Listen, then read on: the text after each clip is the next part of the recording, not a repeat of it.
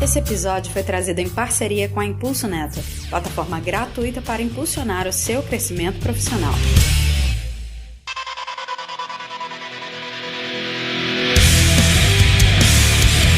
Olá mundo! Sejam muito bem-vindos a mais esse episódio do PodTag. Neste, eu que vos fala, Clécius, aquele que vocês provavelmente não esqueceram o nome. Vamos bater um papo aí a respeito de design sprint. E para falar desse assunto que, para variar, como envolve gestão ou planejamento, eu não entendo nada, estamos aí com a nossa querida Iana Gonzaga, doutora Greisa.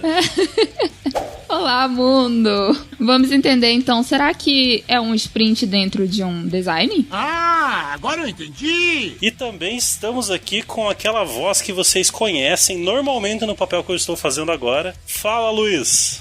Olá, mundo! Iana, design sprint é aquela fase no começo do projeto que os designers sentam para desenvolver as telas.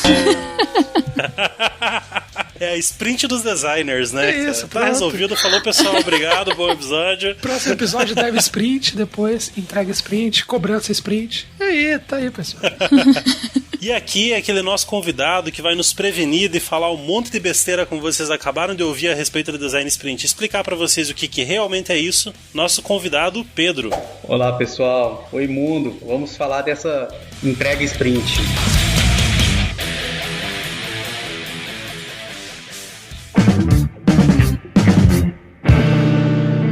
Vocês provavelmente se lembram dele do nosso episódio anterior, então eu não vou pedir pra ele se apresentar porque, assim, ouça o nosso episódio anterior, lá tá massa também, cara, e vai ter uma introdução legal pra vocês ouvirem que a gente vai falar aqui agora. A gente falou um pouquinho de design sprint lá, em que contexto que ela se encontra. Aproveitando o gancho, entra na nossa comunidade do Discord, bata um papo com a gente, diga por que a gente tá errado, diga que a gente tá falando besteira, venha bater um papo a respeito de tecnologia, de série, de filme, de saúde e assim, tecnologia é bem raro, o resto a gente fala bastante. Então, vamos lá para esse episódio e vamos entender o que é esse design sprint.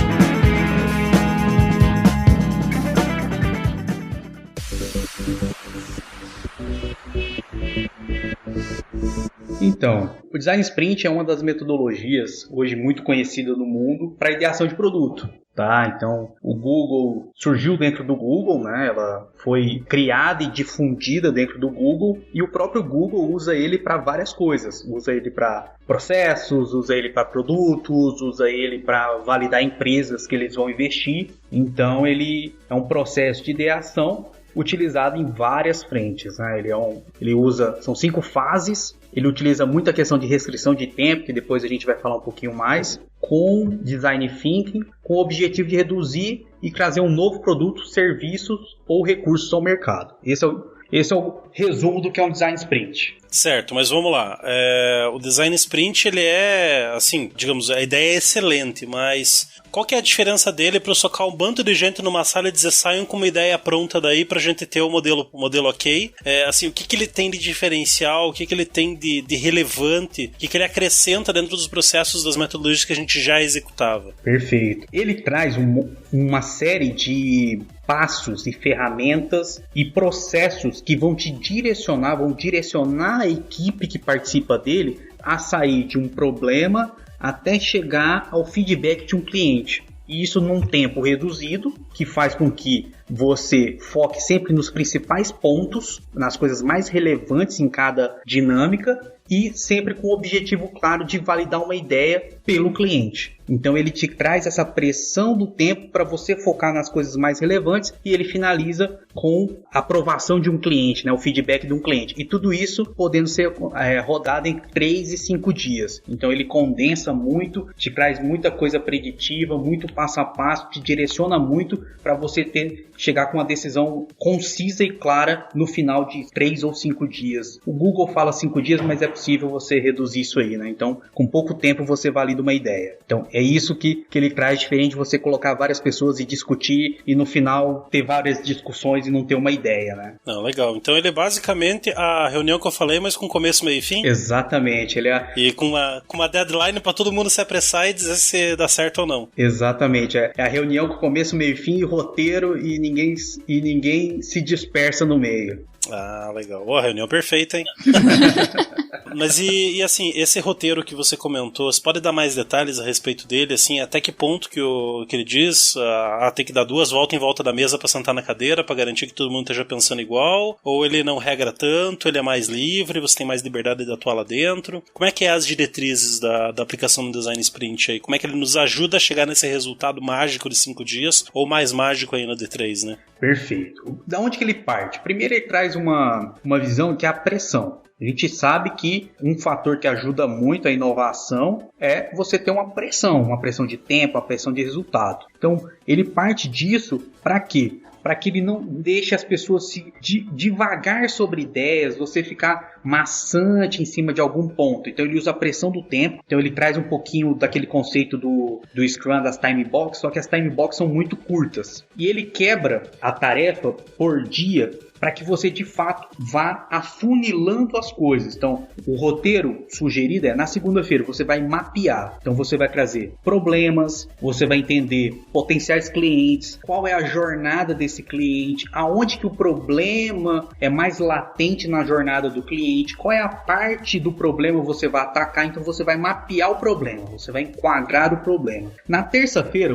no dia 2, você vai fazer esboço. Então, você já sabe qual é o problema, você já sabe qual a parte desse problema você vai atacar e quem é o cara que sente a dor, qual é o cliente. Então você vai começar a criar esboços de possíveis ideias. No dia 3 você vai decidir. Então você já sabe o que, quem, possibilidades. Você vai decidir o que você vai fazer. Quais ideias das pessoas que estão ali, como você junta essas ideias. Por exemplo, o fulano 1 deu uma ideia que casa com que o fulano 2 deu uma ideia. Isso vai juntando. No dia 4 você prototipa.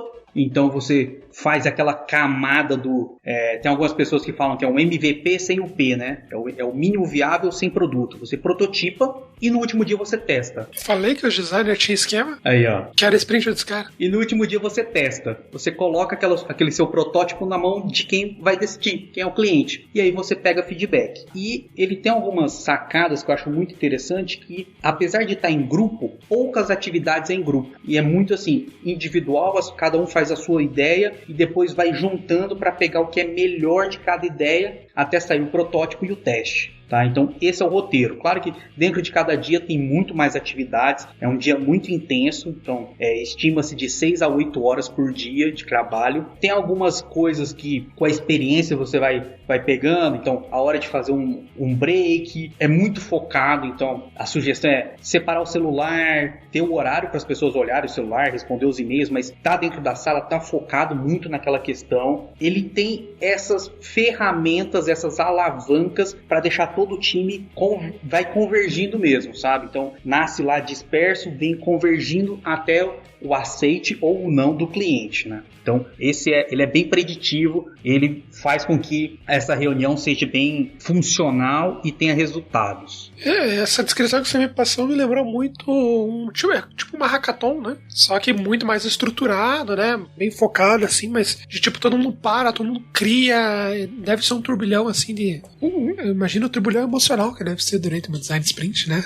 Enquanto deve exigir mentalmente. E como que a gente evita durante esse processo a gente fazer mais do que a gente precisa? Imagino que, tipo, dependendo até do tamanho do time, muita ideia vem, ou na hora de desenha mais. Qual a dica que você dá, assim, pra evitar de fazer mais do que necessário, uma vez que é uma validação, né, de uma ideia? Bacana. Então, tem alguns métodos, né? Principalmente da pessoa que está conduzindo, porque tem 3 papéis muito claros no Design Sprint, né? Tem um condutor, que é o cara que vai facilitar as coisas. Tem um decisor, que é uma pessoa que tenha alçada, que tenha, entre aspas, empowerment para tomar essa decisão. Então, ou é o CEO da empresa, ou é o gerente que vai financiar aquele possível projeto. Então, é um cara que toma a decisão. E tem o time. E o papel de cuidar para que não faça muito mais do que precisa, vai muito desse cara que está conduzindo. Por isso que começa bem alto nível, focando no problema, para colocar todo mundo na mesma página, justamente para tentar controlar, para não acontecer isso, de fazer muita coisa e no final virar um Frankenstein e não ter fechado uma ideia. Mas isso passa um papel muito importante do condutor, que é o cara que vai direcionar a equipe sobre como cada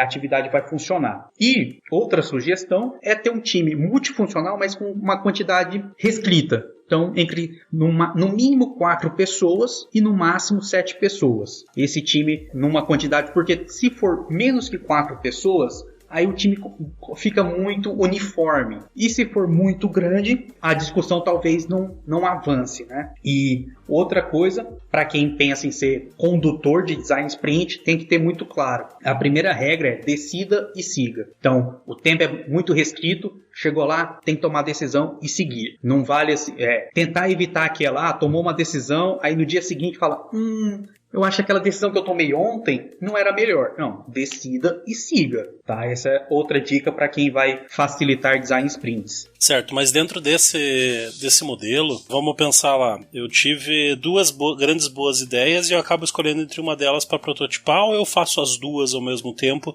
Todas as ideias são tocadas até o fim da sprint, ou eu faço filtragens no meio desse processo? Exatamente, você vai fazer filtragem. Por isso que esse papel do decisor é muito importante, ele estar na sala, porque ele é o financiador, ele é o cara que vai tomar essa decisão de, entre aspas, investir em algo. Então, ele estando na sala, ele vai entendendo do que o time está trabalhando e vai tomando decisões para fechar em um. Mas a ideia é chegar no último dia, na frente do cliente, no teste, com uma ideia. Certo, mas e se eu chegar na frente do cliente lá e a ideia não se provar válida e no fim das contas a ideia do dia 3 era válida? Eu tenho rollback? Eu faço um segundo design sprint? Eu prorrogo o prazo? Ou abandono a ideia? Você abandona essa que o cliente já falou que não vale, porque você pode colocar na mão do cliente e o cliente dá sugestões de melhorias, ou ele pode falar, cara, isso não resolve. Se for sugestões de melhorias, aí é uma decisão do time continuar investindo, fazendo esses ajustes que o cliente vai colocar na sua frente. Se o cliente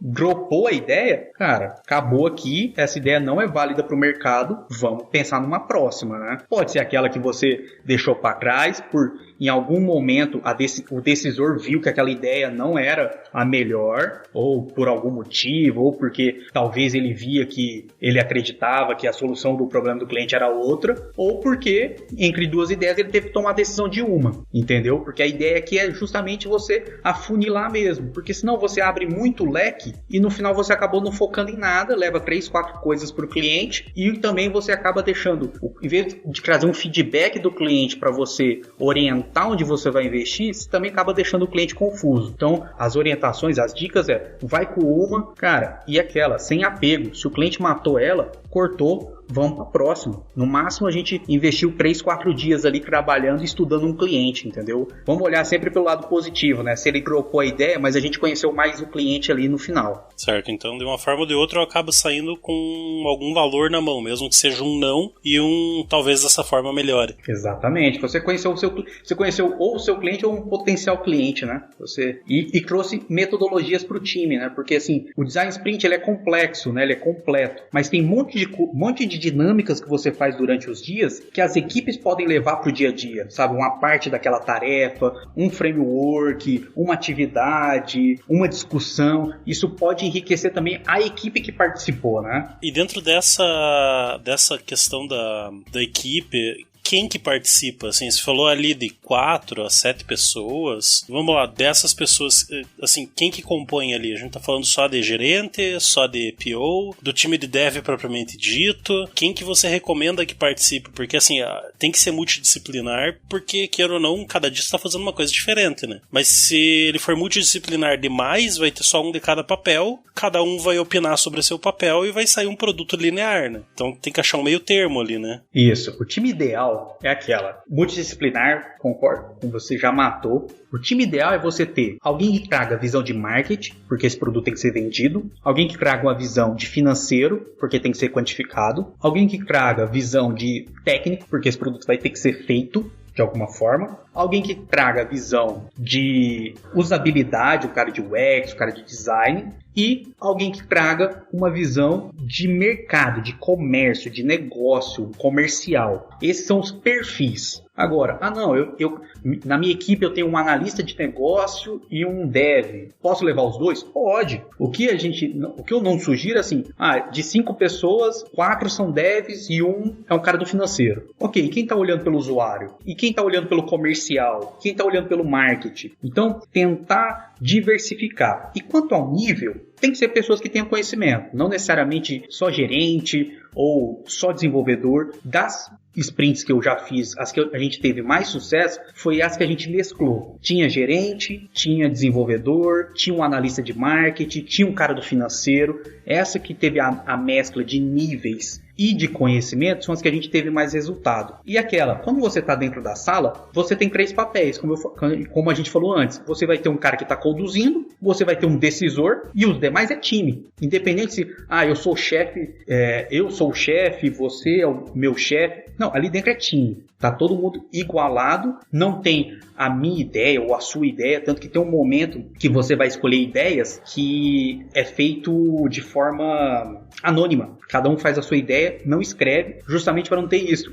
Vou votar na ideia do meu chefe, ou vou votar na ideia da Iana porque eu gosto mais da Iana. Então, é feito anônimo para justamente você, o decisor, ter a melhor ideia, independente de quem fez. Para você planificar essa questão de hierarquias, conhecimentos, você ter um time, tá? Então, esse é minha sugestão de time ideal. Eu queria perguntar se você até comentou que o Design Sprint está sendo trazido pelo Google e incentivado, existem algumas literaturas em cima disso, mas você tem alguns casos de sucesso assim que você julgue legal o pessoal conhecer, buscar para usar como modelo? Acho que funciona muito bem Sprint como você tá trazendo pra gente, mas talvez na prática as pessoas tenham um pouco de dificuldade, talvez olhando para um exemplo seja uma boa. Você tem algumas recomendações? Bacana. A primeira recomendação que eu tenho é ler o livro. O Jack Knapp, que é um dos criadores, junto com mais 2 pessoas com quem eles rodaram muito Design Sprint no Google Ventures, eles escreveram um livro. Esse livro já está em português, chama Sprint. Então, é uma leitura bem tranquila, uma leitura bem simples. 2 dias focado, você mata o livro. Primeiro, essa leitura. Segundo, tem um site chamado GV, de googleventures.com, que também tem muito material. É em inglês, mas tem muito material. E alguns exemplos que também tem muito tanto no livro, quanto no site do Google Ventures, quanto na internet. Alguns exemplos que tem o case, você pode seguir. Os mais famosos que eu gosto bastante por ser diferente é o do Slack. Então o Slack, quando o Slack estava surgindo, eles fizeram um Design Sprint. Tem uma startup que o Google investiu que chama Nest, que é de hardware para Smart House. Também é bem legal. E uma outra startup que chama Flatiron, que é uma health tech focada em pacientes e médicos especialistas em câncer, que eles também fizeram uma Design Sprint para pensar no processo. Então não foi nem um produto, foi no processo. Então esses 3 cases, mais o livro, mais o site do Google Ventures, vai dar muita ferramenta, vai ajudar muito quem quer começar, quem quer conhecer mais, quem quer pegar algumas ideias ali, pode ir nessas 3 aí que vai estar muito bem servida. Minha sugestão, comece pelo livro. Pedro, e quais as principais recomendações que você teria para dar para as pessoas que querem implantar hoje o Design Sprint na sua empresa? Então, o que eu vou falar aqui são baseado nas minhas experiências, no que deu certo e no que deu errado, né? Então, assim, primeira coisa, tenha o decisor na sala, por todo o tempo. A literatura, algumas pessoas vão falar, não, traga o decisor só nos pontos, só nos momentos que ele tem que tomar a decisão. Minha sugestão é, tenha o decisor na sala, para ele acompanhar o que está acontecendo e ele ter munição para tomar essa decisão. Tenha o decisor na sala, tenha um patrocinador na sala. A segunda é, de fato, monte um time multidisciplinar. Mas por que de fato? Porque às vezes a gente traz, o cara é um analista de QA e um dev, mas eles são muito similares, os dois às vezes são desenvolvedores, tudo. Ou a gente leva só time de marketing. Eu trago o comercial, marketing, o analista de mídia, eu só montei um time de marketing, ou eu só montei um time de design, mas os nomes dos cargos são diferentes. Então, monte de fato um time multidisciplinar. De fato, é difícil, mas vale a pena. Inovação só sai do conflito. A terceira, não traga preconceitos. O preconceito aqui que eu falo é, já trazer uma ideia pronta, sem entender o problema. Como a gente falou no episódio anterior, eu já chego com uma ideia que eu gostei muito e eu só vou tentar envelopar ela. Não, vá disposto a ouvir coisas diferentes, vá disposto a discutir com as pessoas. E o último, a pressão do tempo é um aliado. A pressão do tempo é um aliado. Trate ela como um aliado, ok? Ela vai fazer com que o time foque sempre nas coisas mais relevantes, nos pontos mais importantes, e é o que vai fazer você sair com uma ideia feita a muitas mãos e que de fato vá ajudar o seu cliente. Então, trate a pressão do tempo como um aliado. No primeiro dia, gera um estresse com o time, se você vai ser a pessoa que vai facilitar. Então, na hora que você começar a cobrar o time, cortar algumas conversas, vai gerar um estresse, mas use ela como aliado e passe isso para o time. A pressão do tempo é uma aliada. Essas são as minhas dicas aí de algumas sprints feitas com sucesso e sem sucesso. Legal.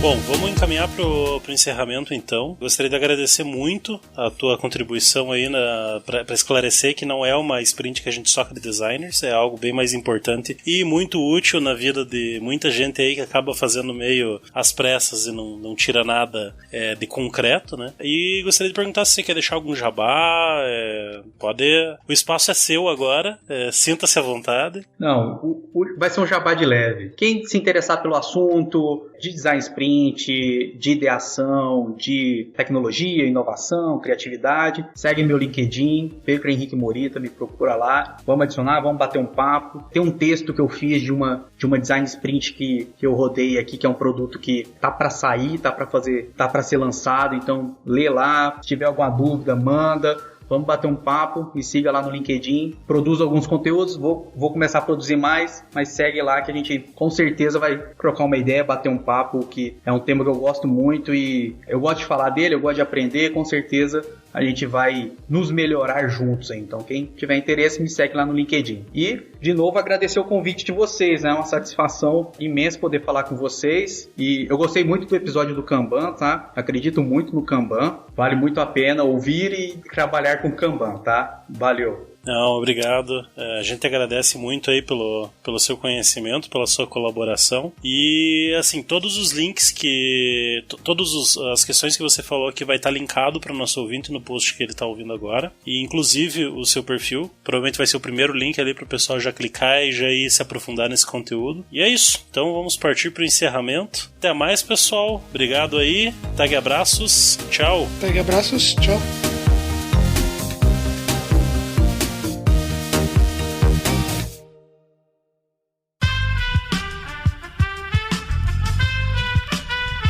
Esse podcast foi editado por Aerolitos Edição Inteligente.